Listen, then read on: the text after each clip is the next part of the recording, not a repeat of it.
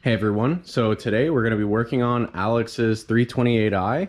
This is a 2014 model with the N20 equipped engine, and today we're going to be doing the timing chain replacement and also the guide repair. And basically, you know, the one pitfall of this engine we're going to be taking care of today. So let's take a look at the car and some of the parts that we'll be using, and then we'll get to removing the old timing chain.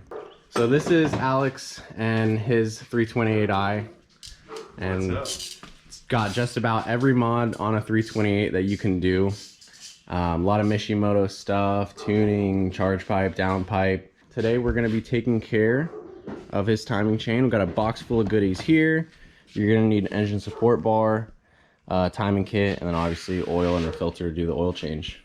First things first, it's got to disconnect the battery. Whenever you're working on a car, disconnect the battery. Best thing to do. So a couple of other basic starter things. You're gonna need a tow hook. This is one that's actually, you know, from eBay, but it's really great because it's long and you can use it to hold your engines up. So most BMW engines will have like a threaded insert right here, which will take an older style tow hook, and that's what allows you to keep the engine in place while we drop the subframe. The tow hook will be connected to the engine hoist here. We've got the front end super lifted up, plenty of room to let the subframe come low so we have access to the oil pan, and obviously plenty of access up here to the valve cover where we're going to be taking out the timing chain. So now let's get everything unpacked, and we're going to start tearing apart the top end here to get the valve cover off, and then we'll move down to the lower end and get the oil pan off.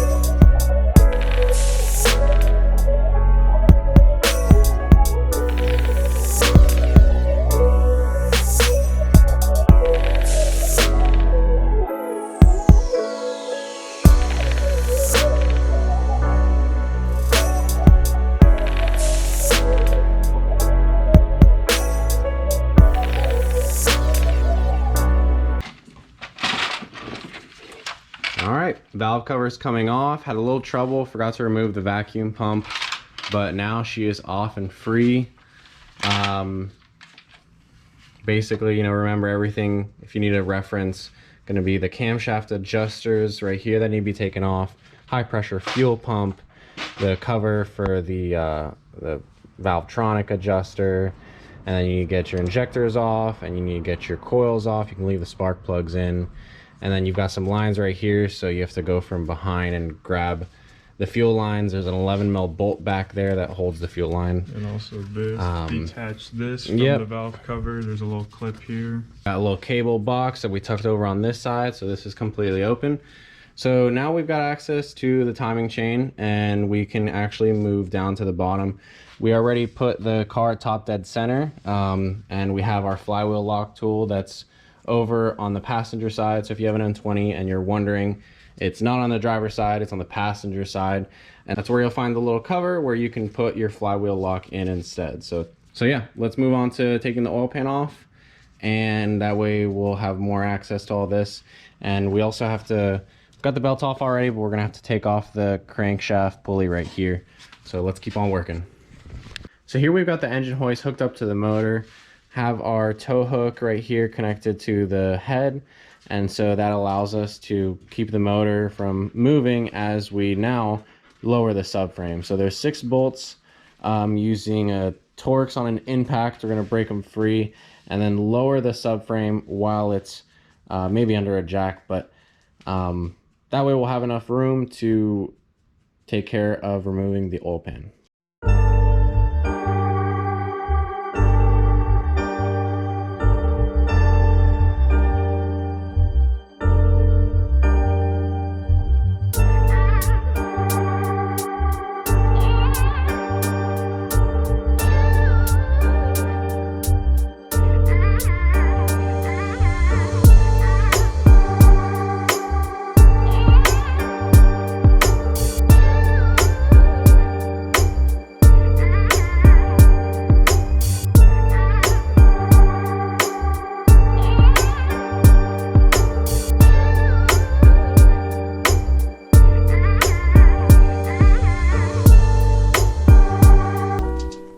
So we've got the subframe loosened. It's being held up by the control arms and the struts, and this is all the room that we have to work with. You can see that there's the motor mounts that are currently out of the subframe, and that way you can drop the subframe and you'll have plenty of room to get the oil pan off. Or in our case, we're going to be changing all the timing related components. So let's get to loosening all the oil pan bolts, and then we're going to pull the oil pan off and we should be able to start working on it. Here's some of the lines that you have to disconnect from the subframe before you can lower it so that they don't get pulled and yanked down. That way you don't have to remove any coolant lines while you're doing this job.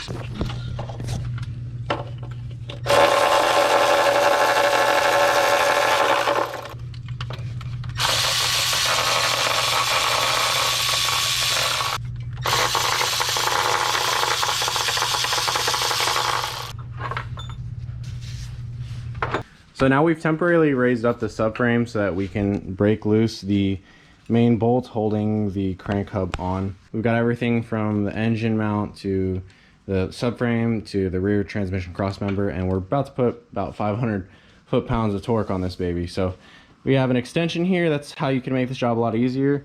Use your jack extension, like the handle, around your breaker bar. You're gonna need a breaker bar.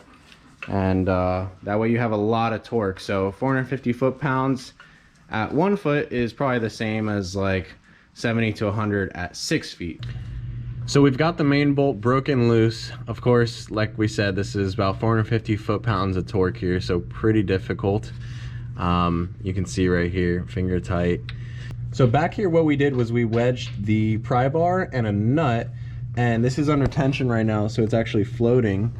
But basically that's how I held the flywheel from moving, because using the flywheel lock tool that's part of the timing tool is not going to be strong enough, and you're just going to end up either bending the tool or messing up your flywheel. So that's how we got the flywheel locked in position without buying any special tools.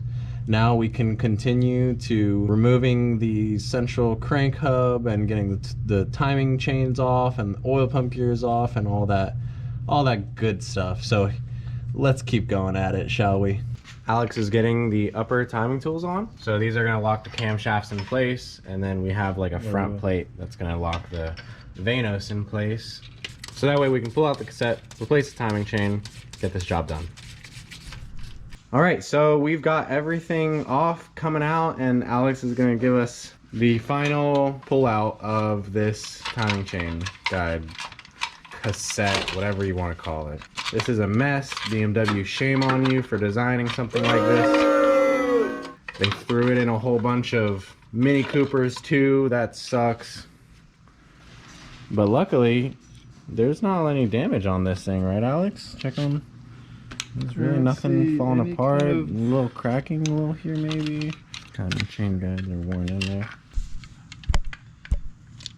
So definitely a week. So we've been at this since what time, Alex? 9 a.m. this morning, and it's what, 7 p.m.?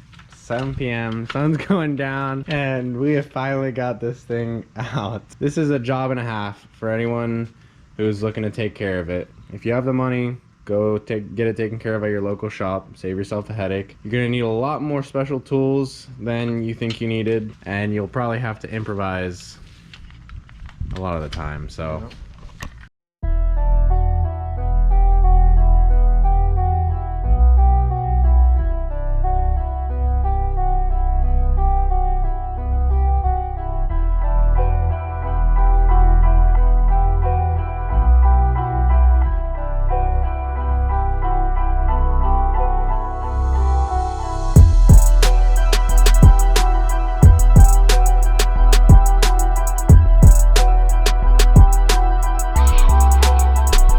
We're on day 2 of this extraordinary procedure. Got the new timing cassette in with the timing chain. Just finished the timing procedure on this motor, and we were able to get the central crank hub fully tight. So that was really, I guess, the brute of this job. Ended up taking the bumper off for some better access to some stuff, but you shouldn't need to do that if you get the subframe in easy. So now we've got the timing tool coming off. We'll be able to put the valve cover on. We'll be able to put the timing chain tensioner on, put the wastegate back, put everything back together and be good with this job. So let's get to it.